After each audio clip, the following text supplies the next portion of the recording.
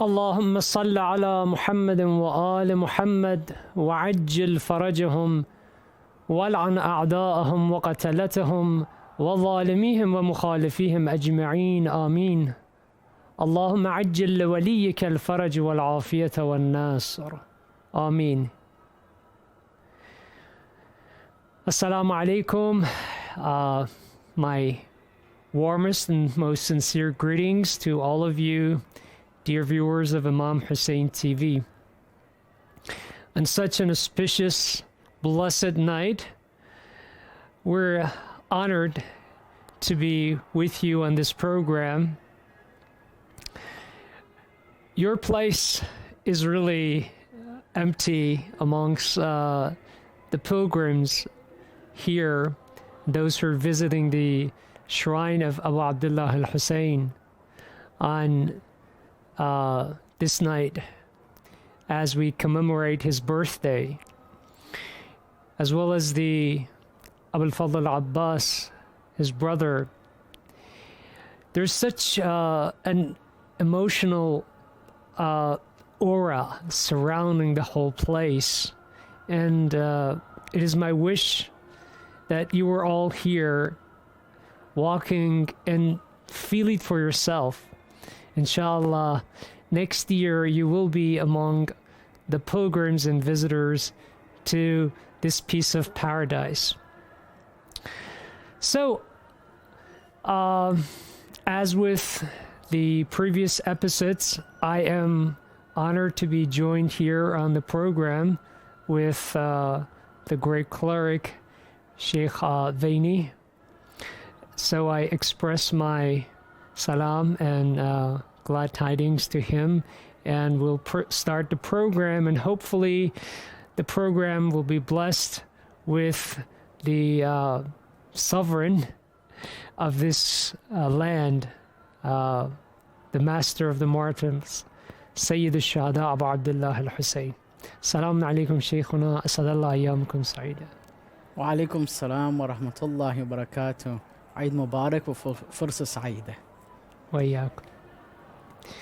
So, on such a night, it is very difficult to start really a topic or pick one and just develop an argument, but we'll have to start from somewhere.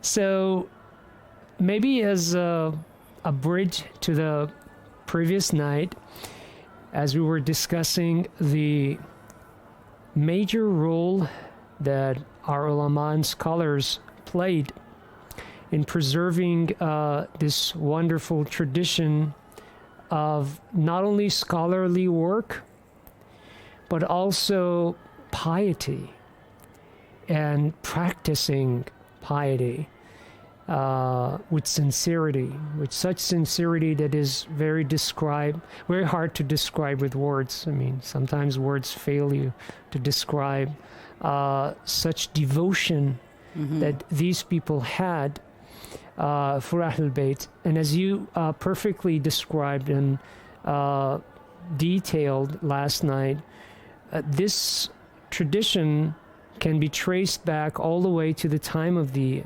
Ma'asumin alayhimus salam, the companions of Ahlul Bayt alayhimus salam. May the blessings and peace of Allah be upon them all the way to Sheikh Abbas al-Qawmi and contemporary scholars, some of whom you mentioned last night. So this great role that they played in safekeeping the religion as custodians, I could say, of the Yes. faith and guardians of this religion through their scholarly work and through their sincerity, devotion, and piety, and practicing what they preached. Yes. So we come to a book which is entitled Kamil al-Ziyarat. Yes. It is a wonderful legacy preserved for centuries, and it contains a great number of ahadith in describing the rewards and the importance of ziyarat Ahl al-Bayt, and as well as the adab, I mean the mannerism or the befitting attitude that we must observe in visiting these shrines. It's really an inclusive book. And the very interesting point is that from a scholarly point of view, some of the ulama al-rijal, I mean, the scholars who I can say put the narrators under scrutiny and very carefully make sure that the hadith is authentic or not, sahih, or the terminology that they use. We see that even those who had quite rigorous standards of accepting hadith as authentic and genuine, such as Ayatollah Khouy, a contemporary one, or the ulama al-rijal in the past, none have rejected a single narration in the book Kamil al-Ziyarat. And adding to that, they have verified the authenticity and reliability of the chain of narrators and the chain of transmission of every single, I can say, member in the chain of transition of the ahadith in the book of Kamil al-Ziyarat has been attributed the quality of withaqa, or reliability, or validity. So I just wanted to mention these few points in order for great viewers to perhaps pay more attention to what a legacy we're going to describe and the grandeur of this book, through which we're going to discuss the Imam Hussein alayhi salam and his attributes and the importance of his visitation and ziyarah. Bit-tawfiq. Inshallah. Bismillahir Rahmanir Rahim. Well, I just wanted to correct you. The tawfiqat of Kamil al-Ziyarat is not of of every rawi. It's of the mashayikh of Ibn Qulaway. There is a disagreement between the immediate masters of Ibn Qulaway and those that are after him. But nevertheless, the book is extremely important. It is mu'tabar, it is relied upon by the scholars, its narrations are venerated, and it is generally accepted. For example, Sheikh al-Mufid, who wrote Kitab al-Mazar after Ibn Qulaway,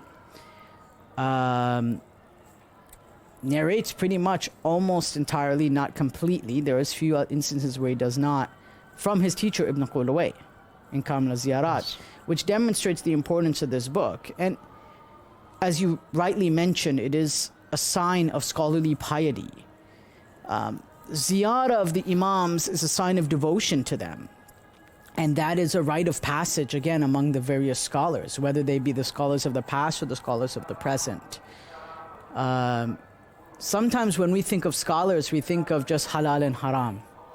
We think of scholars that teach us what's najis or what's tahir. And now those are all important things. They're among the things that we have to know. But these scholars are often equally invested in devotion, especially in the ziyarah of Ahlul Bayt Salamullahi alayhim ajma'een. And Kamil al-Ziyarat is the book Kamil al-Ziyarat, which has been translated into English now, is one of the most beautiful, shining examples of that tradition. And the book has many, many ahadith, and they're very beneficial to read for understanding, at least for getting closer to the Ahlul Bayt Salamullahi alayhim through reading this book and understanding this book. And Ibn Qulaway himself, in the introduction to Kamil al-Ziyarat, mentions that for him, he says that he has not relied on any narrator that is unknown to him or unauthenticated to him. So this is on the testimony of Ibn Qulaway himself, which is an important testimony. Again, that was based on the standards of Ibn Qulaway in his time.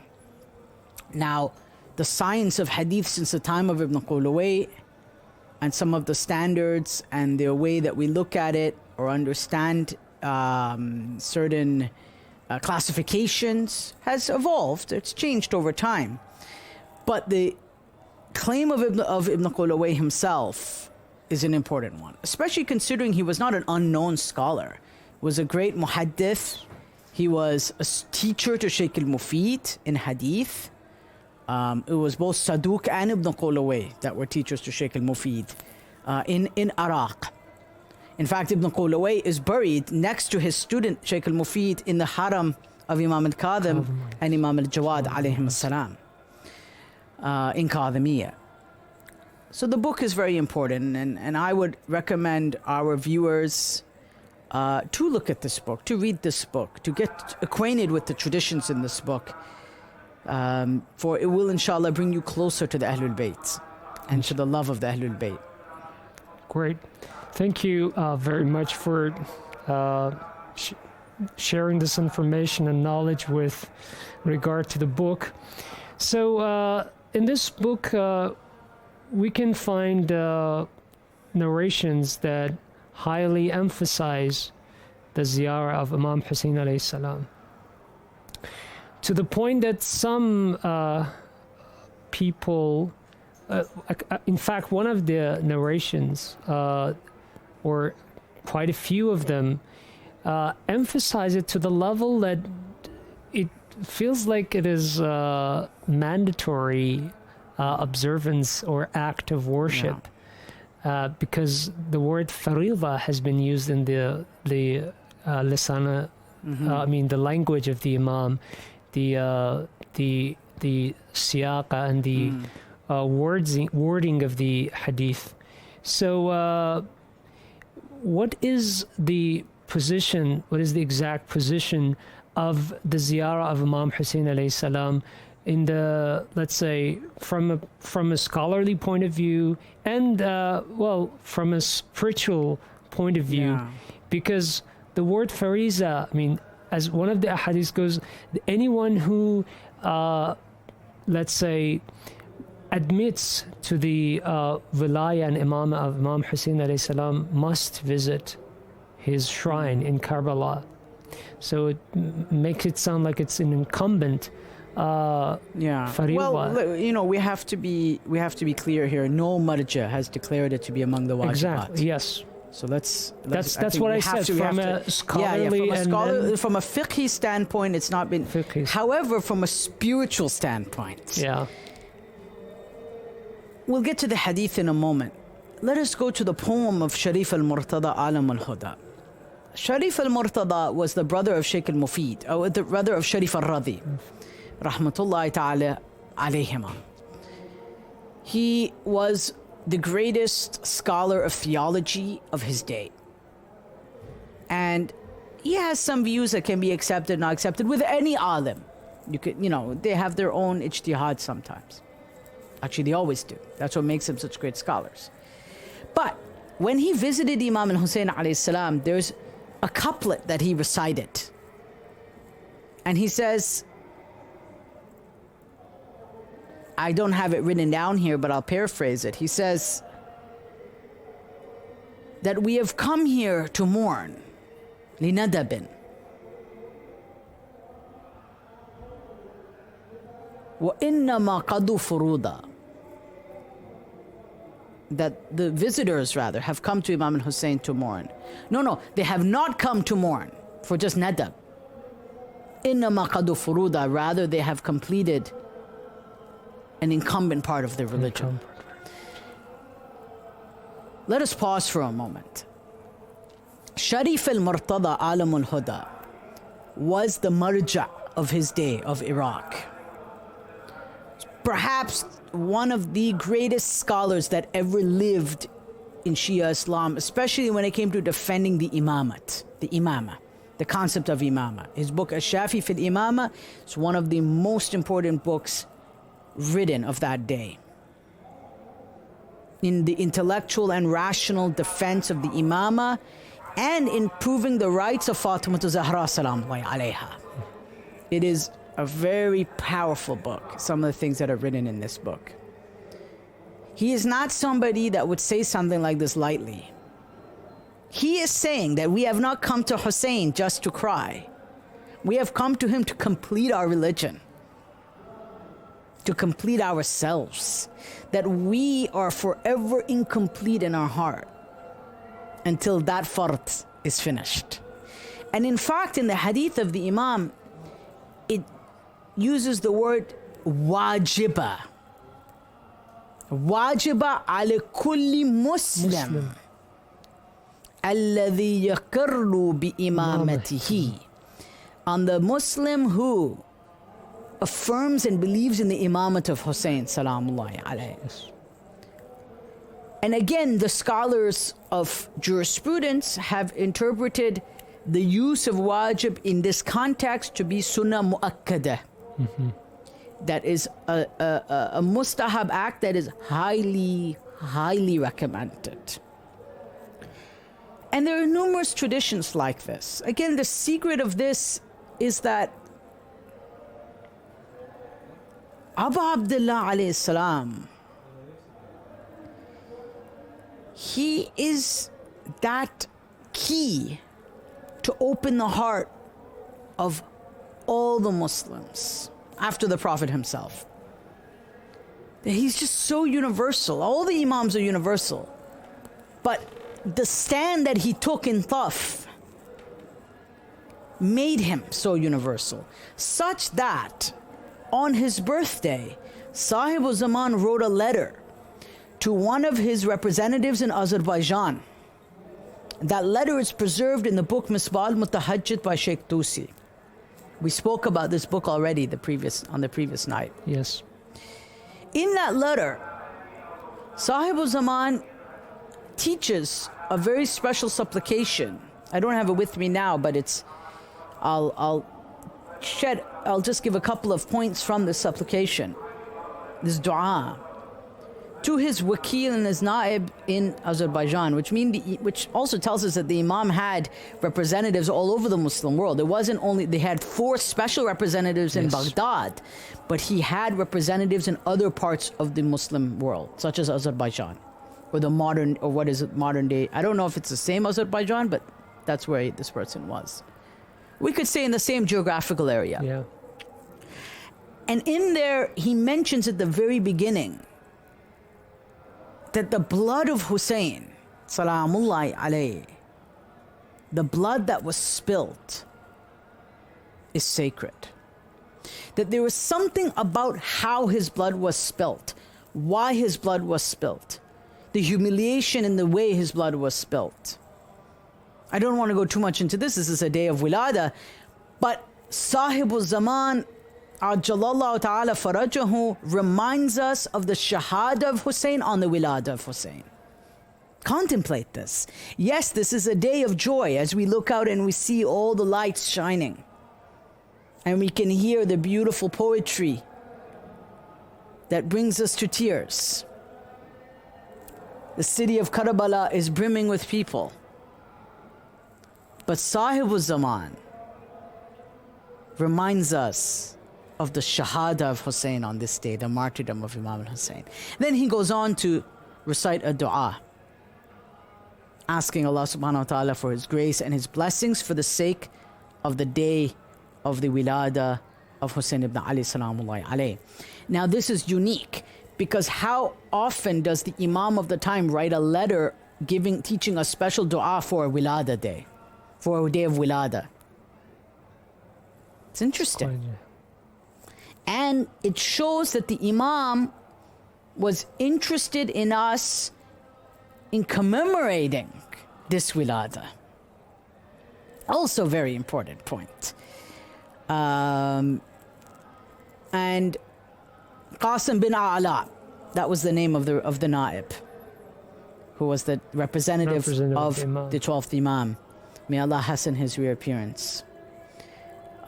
So on this day, we come to Hussein salamullahi alayhi, and we remember that he was makroob as well.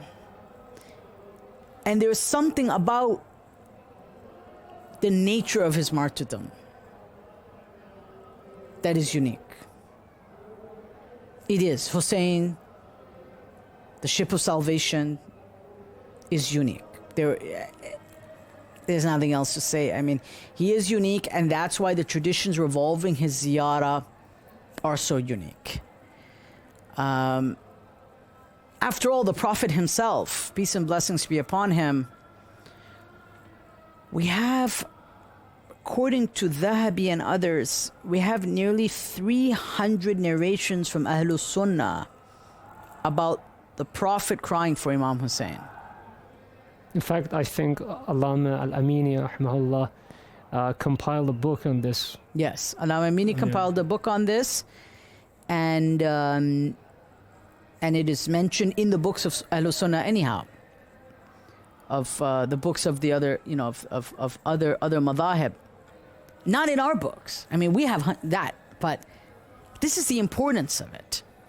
And on the day of his wilada, we're here to celebrate. We're here to remember his birth, remember his life, remember his childhood, but we also remember his martyrdom because Sahib al-Zaman reminds us of his martyrdom on this day. Yes. It is, of course, nothing to be taken for granted that it is his martyrdom that has kept the Shia alive until this day. As we have this, I think, ziyarah on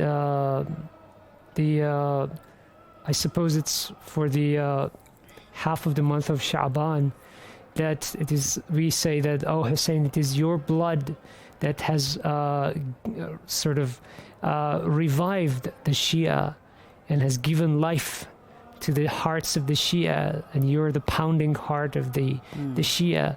So without Imam Hussein, perhaps we wouldn't be sitting here and having this conversation as a Shia, because his blood symbolically runs through our faith and our veins of religion. Yeah, well, I would go further than that. I would go further than that. I would say that when we read in the ziyarah, one of the most authentic ziyarat, which is the general ziyarah of Imam Hussein, ziyarat al-mutlaqa, what do we read?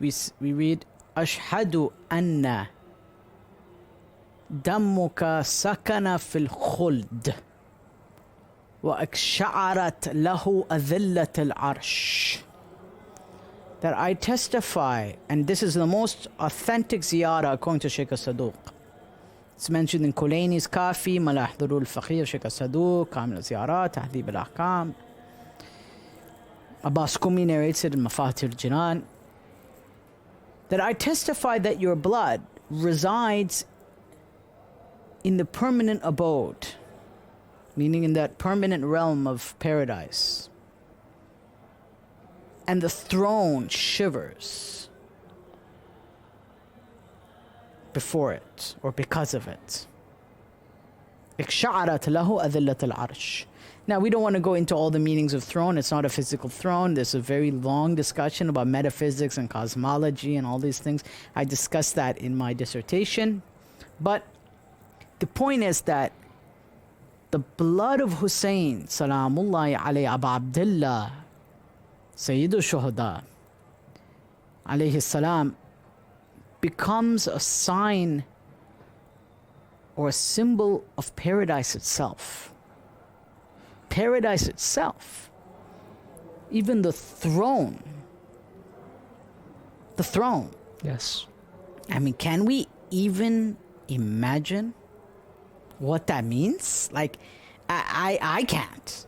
I think these are what we would say in Arabic an instance of ta'ajjub, or maybe istighrab, where you're just shocked. Yes. You're in a state of awe. And you are left speechless. Thank you. We will continue this discussion, inshallah, after a short break, which will be delivered to our great viewers. I hope that you will be, through this break, watching wonderful scenes of the shrines and domes of Imam Hussein alayhi salam, and the pilgrims and visitors and devotees of Abu Abdullah al-Hussein. Enjoy the break, and we will be back with you.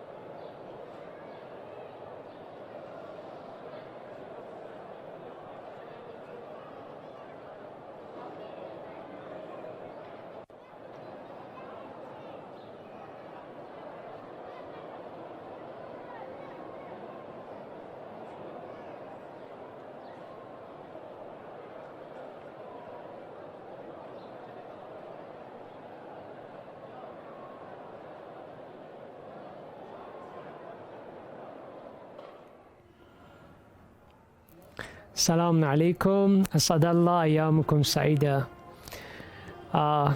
Dear viewers, welcome back, and I hope that you enjoyed what was delivered to you during this wonderful break. And we have this amazing discussion here in the studio from Bin al-Haramain, and there is such an emotional vibe, and the sound, really it's very inexplicable, highly inexplicable, that you can see these pilgrims, especially those poems recited by our brothers in faith from Pakistan in such sincerity and devotion to their master Abu Abdullah al-Hussein. So let's make sure that we are all his pilgrims and visitors next year, inshallah. So, Shaykhuna, we've been discussing the indescribable position of Abu Abdullah al-Hussein in the, let's say, the whole framework of religion, our faith, that it is only through Imam Hussein alayhi salam that our faith becomes complete. In fact, in the words of Imam Ali ibn Musa alayhi salam, that where he says that it is through the ziyarah of us that you actually, let's say, affirm your belief in us, and your faith will be completed and your allegiance will be verified through the act of ziyarah. So it's nothing to be taken lightly. Yes. And we discussed that, so if you have anything to add to that. Yeah. I think we need to make a distinction about something here, though, if you don't mind, which is physically coming and visiting Imam Hussein alayhi salam is itself a blessing unlike any other. But there's two things we need to keep in mind here, which is ziyara atifiyya wa ziyara ilmiyya. Ziyara that is purely emotional, and ziyara that is based on knowledge. That simply having an emotional connection with Imam Hussein, just like Christians, Hindus do in India, some people of the other schools of thought do, is not sufficient. Without ilm about his imamah, and as Imam al-Hussein himself says, to have the ma'rifah of Allah subhanahu wa ta'ala through my imamah.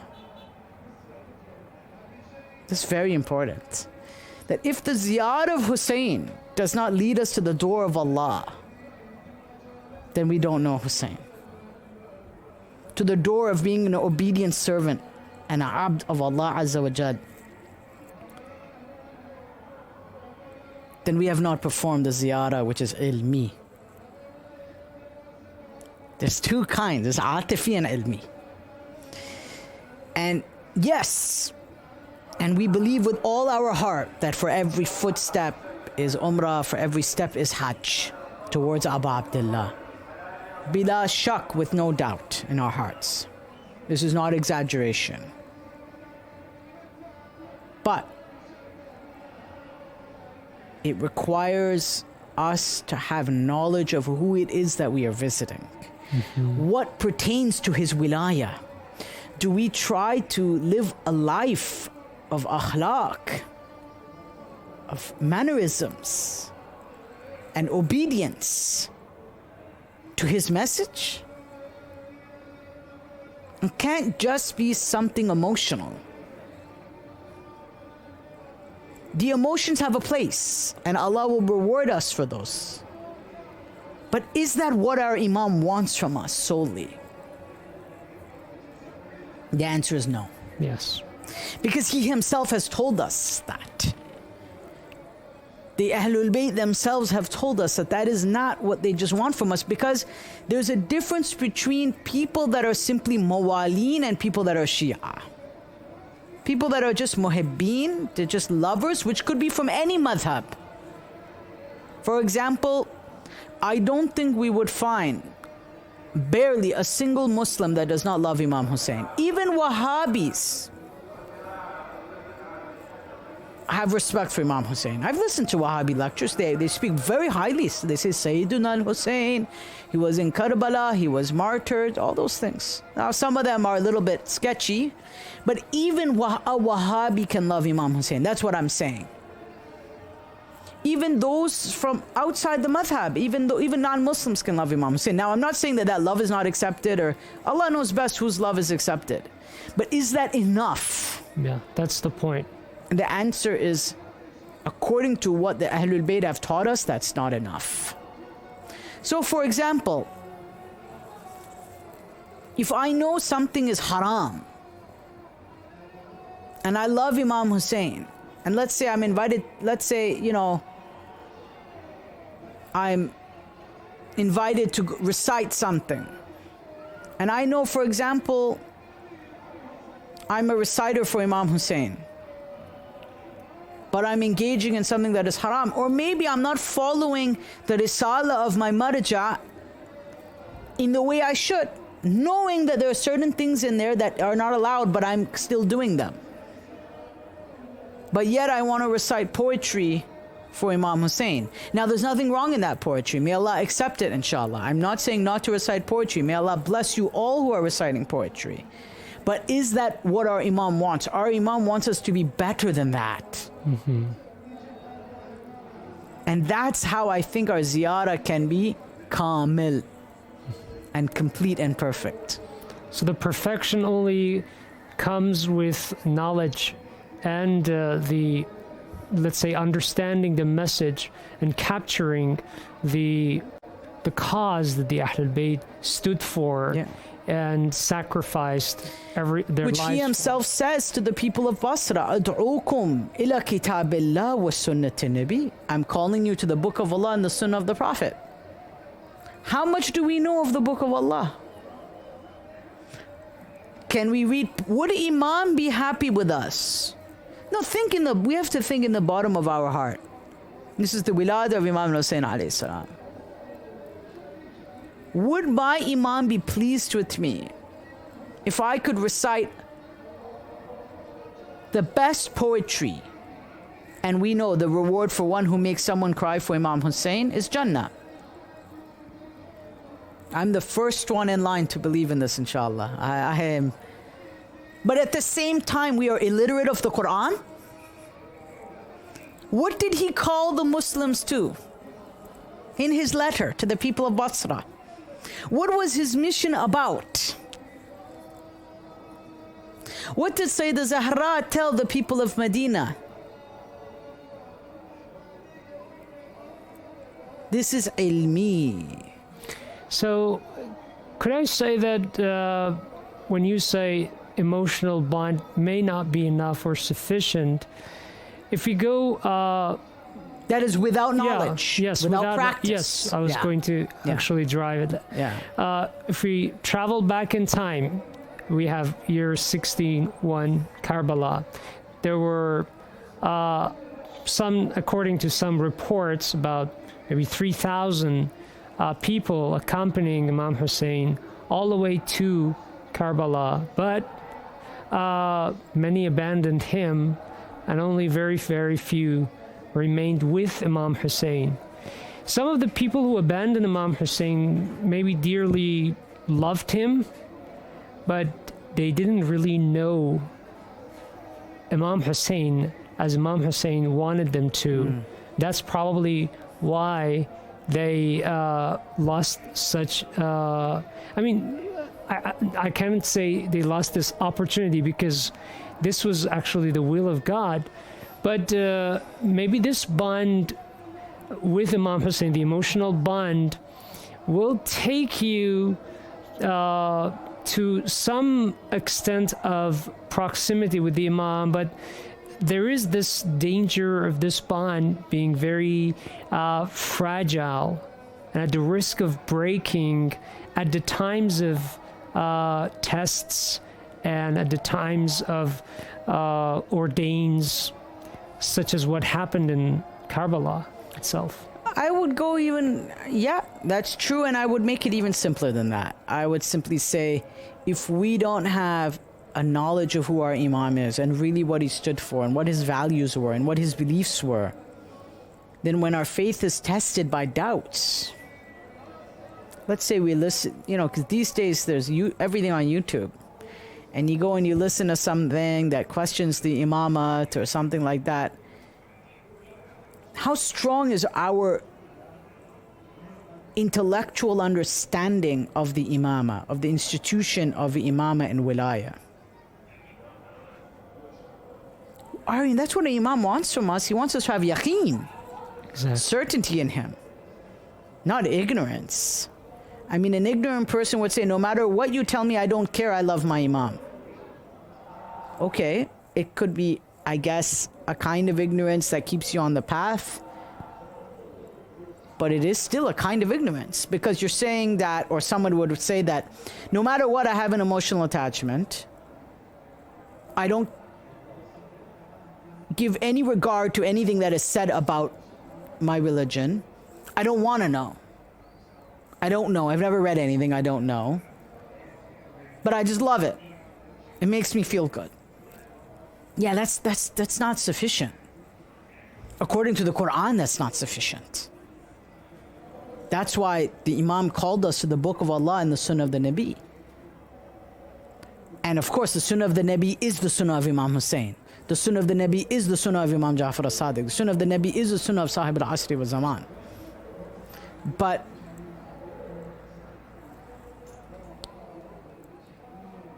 we have to know the imama. We have to be able to prove the imama.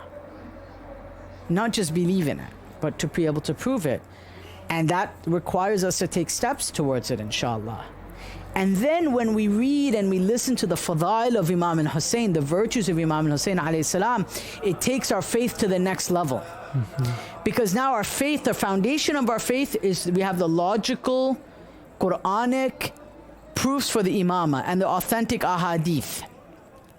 Then we build upon that stage with the arsh and the blood and the ziyarat, that is understanding the ziyarat deeper. We still perform ziyarat because it's a part of our religion, but our understanding of the ziyarat is now built on a strong platform of understanding the imama, understanding where the wilaya comes from, understanding the various verses of Quran that pertain to the wilaya and the imama, which is the divine authority of the imams, the divine legislative authority that they've been given. Do you see where I'm going with this? Yes, I mean... And then the ziyarah becomes something, wow. Because and that all affects your heart, because when you have certainty, your heart is affected by that certainty. And Allah subhanahu wa ta'ala wants us to try to achieve certainty in things. So in other words, every act of ziyarah that we perform can upgrade our religion and our faith and just take us to the next level.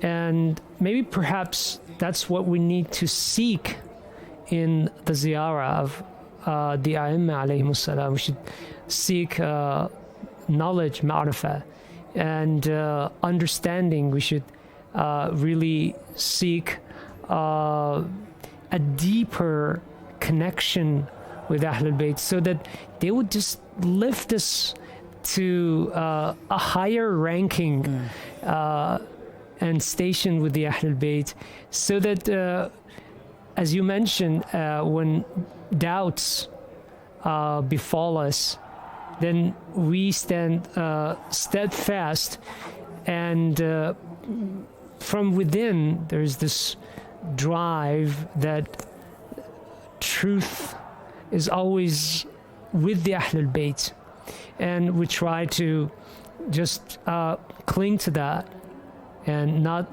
let our religion become shaky and our faith become fragile. No. So every ziyarah and every act of prayer, if we achieve knowledge of Ahlul Bayt, it will be, I can say, it's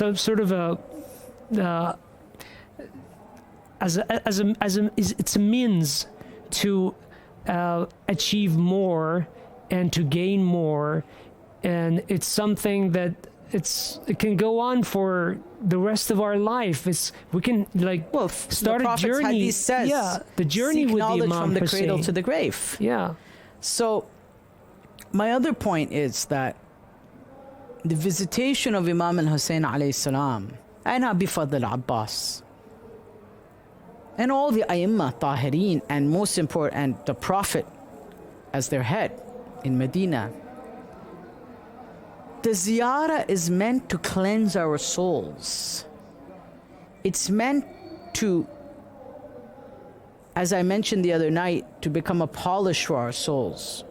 And it's something that is so well established in the Shia madhab, the Shia school of thought, that there's no debate.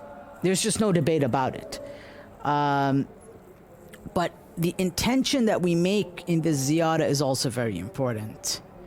As Imam Sadiq alayhi salam was asked in a beautiful book, there's this riwayah, Kitab Fadlu Ziyarah. It was written at the time of Sheikh al-Mufid by a scholar from Kufa, as a matter of fact. And in this book, there's a famous tradition which states that this grand reward for the ziyarah of Hussein is given for what reason? Like, what is the reason? It's a beautiful question. And the Imam says, because he visited liwajhillah. Subhanallah. Visited for the pleasure of Allah, wajhullah.